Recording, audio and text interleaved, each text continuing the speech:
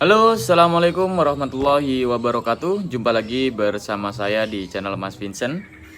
Oke teman-teman semua, di sini ada kulkas SAP satu pintu tidak dingin dan ini kulkas ini udah pengecekan beberapa tahap teman-teman ya. Jadi ada dua tahap kalau nggak salah. Yang pertama di sini untuk kerusakan pertama itu katanya bocor teman-teman ya. Jadi kulkasnya bocor dan ini sudah pernah ditambal katanya teman-teman ya. Dan kalian bisa lihat di sini. Ini udah pernah ditambal. Ini menggunakan lem hijau teman-teman ya. Oke, di sini saya sedikit cerita untuk masalah kulkas satu pintu yang awalnya rusak teman-teman ya. Jadi udah pernah diperbaiki katanya, setelah diperbaiki ini kembali tidak dingin sekitaran 2 bulan, kemudian didiamkan selama 1 tahun, udah dibiarin, udah nggak dipakai, akhirnya ketemu saya itu kembali diperbaiki ya. Kita coba kembali diperbaiki. Dan ini sebuah tantangan juga bagi saya teman-teman ya untuk memperbaiki kulkas yang katanya di sini sudah sudah dibilang mesin kompresornya itu udah nggak bisa diperbaiki lagi karena mesin kompresornya itu macet parah. Jadi setelah melakukan tahap itu di video saya sebelumnya udah pernah saya upload untuk kulkas SAP satu pintu yang tidak dingin ini ya. Kemudian di situ saya melakukan penjemperan di bagian mesin kompresor teman-teman ya. Nah jadi di bagian mesin kompresor, karena di bagian mesin kompresor di sini sudah divonis oleh teknisi itu udah nggak bisa kita perbaiki teman-teman ya. Ini nggak bisa diperbaiki. Dan setelah saya coba kembali, saya seperti biasa saya menggunakan alat jumper 3 kabel teman-teman ya. Itu alhamdulillah mesin kompresor ini sudah bisa nyala dan kulkas sudah kembali dingin. Nah setelah kulkas ini kembali dingin, itu saya melakukan uji coba pengetesan sekitar 3 jam ya. Nah saya takutnya nanti mesin kompresor ini kembali macet teman-teman ya. Dan setelah saya melakukan pengetesan selama 3 jam dan benar di sini mesin kompresor kembali macet teman-teman ya. Dan di situ saya melakukan pengecekan lagi itu di jalur kulkas teman-teman ya. Itu di jalur kondensor, baik itu di bagian jalur-jalur perpipaan kulkas teman-teman ya. Di situ saya coba potong di bagian pipa hisap, kemudian di bagian pipa kondensor itu saya potong. Kemudian di bagian filter itu saya bongkar dan saya potong. Apakah di dalam filter ini mengalami kotoran atau tidak ya? Nah, alhasil setelah saya potong itu mengalami kotoran teman-teman ya. Jadi di video sebelumnya udah pernah saya upload juga masalah kulkas ini mengalami kebuntuan ya. Sebenarnya bukan mengalami kebuntuan, lebih tepatnya itu di penyempitan ya, penyempitan sirkulasi sehingga kinerja mesin kompresor ini lebih berat. Nah, ketika lebih berat dan dia terus memompa, nah setelah memompa dia udah nggak kuat, makanya dia macet kembali teman-teman ya. Dan ini disebabkan karena ada indikasi kotoran atau korosi di bagian kondensor. Maka dari itu sekarang saya pasang kondensor eksternal seperti ini. Nah, jadi pemasangan kondensor eksternal ini saya menggunakan kondensor ukuran 8 karena ukuran di bagian freezer ataupun di bagian evaporator itu kecil teman-teman ya. Makanya di situ saya menggunakan kondensor ukuran 8. Jadi di sini kulkas ini sudah saya lakukan 2 tahap ya. 2 tahap untuk menentukan kerusakan pada kulkas satu pintu. Karena kenapa? Karena kalau nggak seperti itu kita nggak pernah tahu ya permasalahan kulkas ini menjadi rusak teman-teman ya. Jadi saya melakukan analisa dan ini juga berlaku bagi teman-teman pemula, jadi kalian harus cek keseluruhan teman-teman ya. Jadi jangan buru-buru untuk menganalisa kerusakan. Jadi pastikan dulu kerusakannya, baru nanti kalian vonis teman-teman ya. Jadi kalau misalkan kalian salah menganalisa ataupun salah memvonis kerusakan pada kulkas, itu nanti hasilnya akan tidak maksimal. Nanti akan kembali kambuh lagi teman-teman. Jadi kembali tidak dingin lagi. Nah, ini kan bisa merugikan konsumen dan juga merugikan kalian semua ya. Jadi nanti pelanggannya semakin berkurang teman-teman. Tapi kalau misalkan kita udah analisa seperti ini, dan jika nanti ada kerusakan sama seperti ini, itu kalian lebih enak teman-teman ya. Jadi vonisnya itu lebih enak. Jadi seperti itu, dan cara menangannya dan juga solusinya nanti akan ketemu teman-teman ya. Oke, karena di sini saya mengganti kondensor ukuran 8, nanti kita akan coba pasang kembali di bagian kondensor ini teman-teman ya. Jadi untuk pemasangan kondensor ini sebenarnya bebas teman-teman ya. Kalian mau pasang dari atas ya, jalur mulai dari atas kemudian ke bawah itu juga masalah. Dan di sini saya untuk pemasangan memang terbiasa dari bawah teman-teman ya. Jadi dari bawah kemudian jalur ke atas, kemudian ini nanti keluar ke bagian filter teman-teman ya. Oke, ini dalam kondisi nyala ya untuk mesin kompresor, dan untuk tekanan dari kompresor ini cukup lumayan kuat ya. Oke, sekarang saya akan coba pasang dulu untuk kondensor eksternal nanti ya. Dan kalian bisa ikuti video-video saya supaya kalian nggak ketinggalan info-info tentang perbaikan kulkas, mesin cuci, dan AC dan juga yang lainnya ya. Ini saya hanya berbagi pengalaman ke teman-teman semua. Siapa tahu video saya bisa membantu keluhan-keluhan dan permasalahan teman-teman semua ya. Oke, sekarang kita akan coba pasang kondensor terlebih dahulu teman-teman.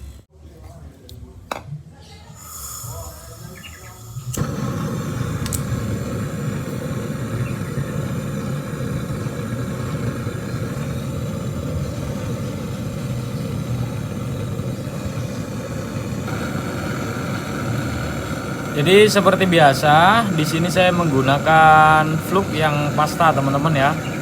Nah, seperti ini. Jadi kalau bagi yang pemula itu saya sarankan menggunakan fluk yang pasta teman-teman ya. Jangan menggunakan borak ya. Itu kalau borak itu lebih sulit nanti bagi pemula.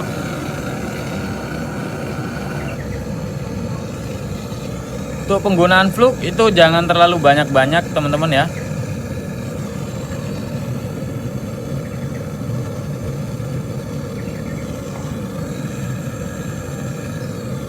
Oke, udah cukup.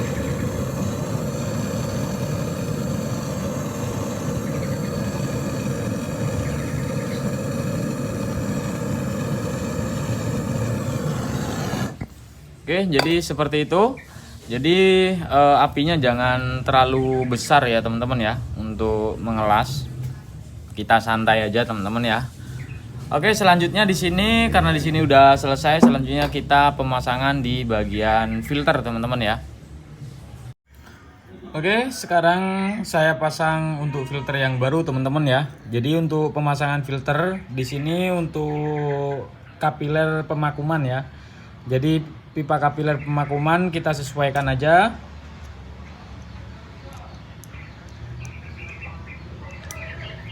Nah, seperti ini. Kemudian di sini ya, di sini kita coba pasang seperti ini teman-teman ya. Nah, jangan terlalu masuk, jangan terlalu ke bawah, jadi di tengah-tengah ya, karena di sini ada saringan filter. Nah, kita masukkan seperti ini. Kemudian setelah itu kita langsung las saja.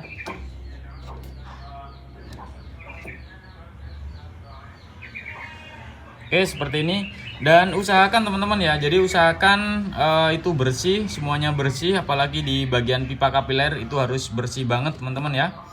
Oke, selanjutnya di sini kita akan coba las terlebih dahulu.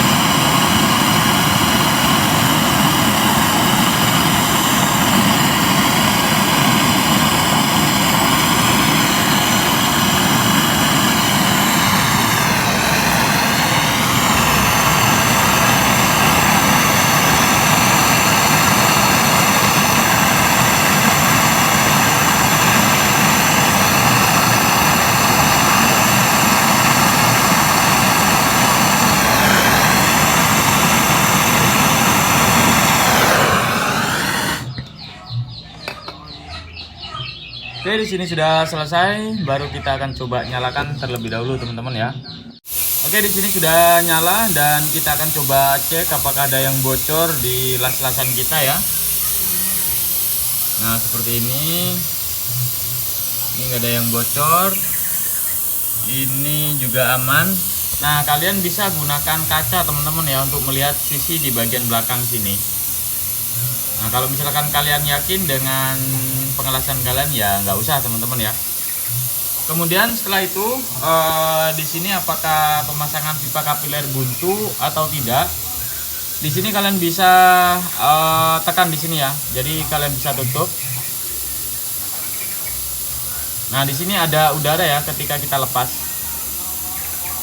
Nah, itu artinya pipa kapiler itu aman teman-teman ya. Nah, kalau misalkan udah ada udara seperti ini. Oke. Oke, selanjutnya di sini kita akan coba tutup dulu.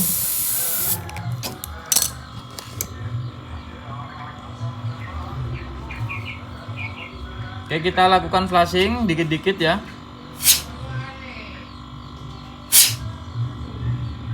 Oke, selanjutnya di sini kita bisa perhatikan untuk suara desis dari evaporator ya. Kalau misalkan di bagian evaporator ini suara gemericik, itu artinya masih ada sisa oli ya, endapan oli di bagian evaporator ini teman-teman.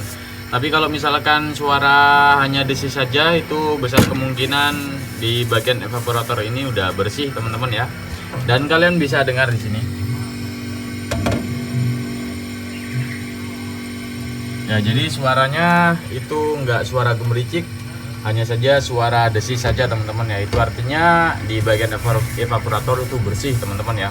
Oke, selanjutnya di sini kita akan coba pasang di bagian pipa hisapnya teman-teman ya.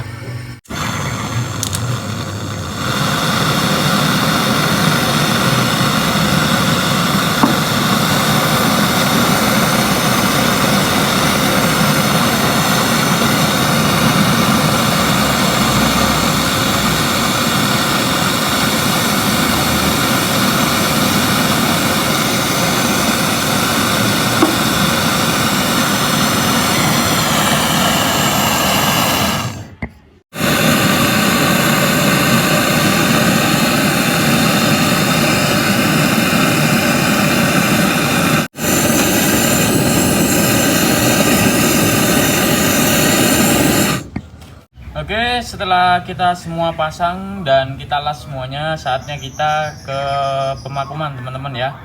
Ini kalian bisa perhatikan di bagian jarum manifold. Oke, di sini sudah mulai turun. Oke, kita tunggu sampai nanti di bagian jalur pemakuman ini habis ya untuk udaranya. Kalian tunggu sampai benar-benar habis. Nanti setelah habis baru kalian press, kemudian nanti kalian bisa isi freonnya teman-teman ya.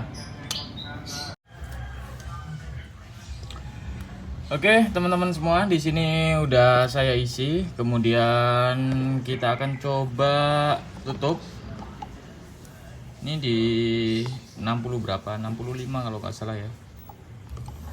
Oke, sekarang kita lanjut nyalakan. Oke, setelah nyala di sini jarum manifold udah semakin turun.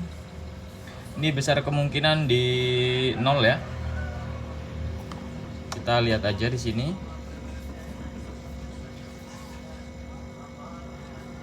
Oh, di sini udah mulai hampir turun lagi.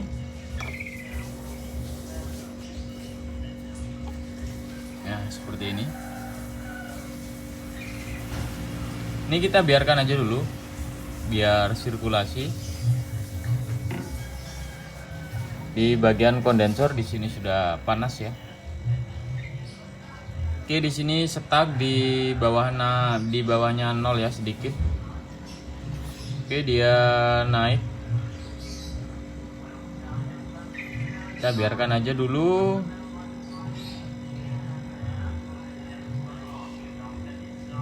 Di atasnya 0 ya. Oke, saya kira di sini udah stuck di atasnya 0. Kemudian kita coba tambahkan.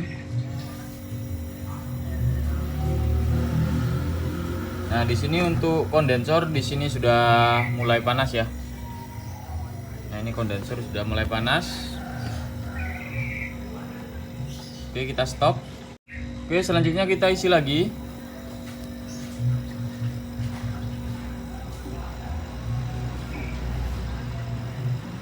Dan untuk kondensor panas, dan di sini untuk di bagian filter di sini udah mulai hangat teman-teman ya. Oke, sekarang kita stop lagi. Kita sampai di 15 PSI aja. Di bawah 15 PSI kita diamkan seperti ini. Kemudian nanti kita akan coba tunggu hasilnya ya. Atau kita bisa lihat langsung di bagian evaporator.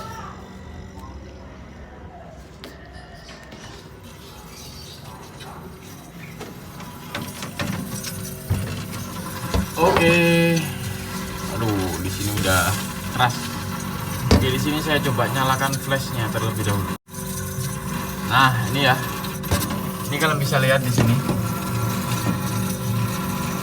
Kasar. Nah, ini ada suara krecek gitu ya. Artinya di sini suara sirkulasi freon udah berjalan dengan lancar. Di sini juga udah mulai kasar teman-teman ya. Jadi kita stop sampai di 14 PSI dan nanti kita akan tunggu beberapa menit. Kita posisikan ke normal. Kemudian di sini untuk pengaturan suhu itu harus nempel ya. Kalau nggak nempel berarti untuk termostatnya itu sensitif banget. Nah, di bagian situ. Oke. Di sini kita tunggu terlebih dahulu sampai nanti kita lihat di bagian evaporator itu sudah beku teman-teman ya. Dan nanti kita akan coba tes menggunakan air ya, apakah jadi es batu atau tidak teman-teman ya. Oke, sekarang kita tunggu. Oke, di sini saya akan coba tes menggunakan air ya, secukupnya aja lah buat ngetes ya. Kita taruh sini. Oke, apakah nanti bisa beku atau tidak ya? Nanti kita bisa lihat. Oke teman-teman, di sini setelah kita nyalakan sampai sekitar 3 jam, di sini kalian bisa lihat di sini hasilnya. Oke, jadi hasilnya seperti ini teman-teman ya, udah mulai keras di sini untuk es batu. Nih, udah mulai keras.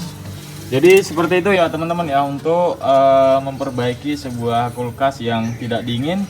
Dan kalian bisa ikuti video-video saya di video sebelumnya ya teman-teman ya. Nanti saya sertakan video link deskripsi mulai dari awal sampai akhir teman-teman ya.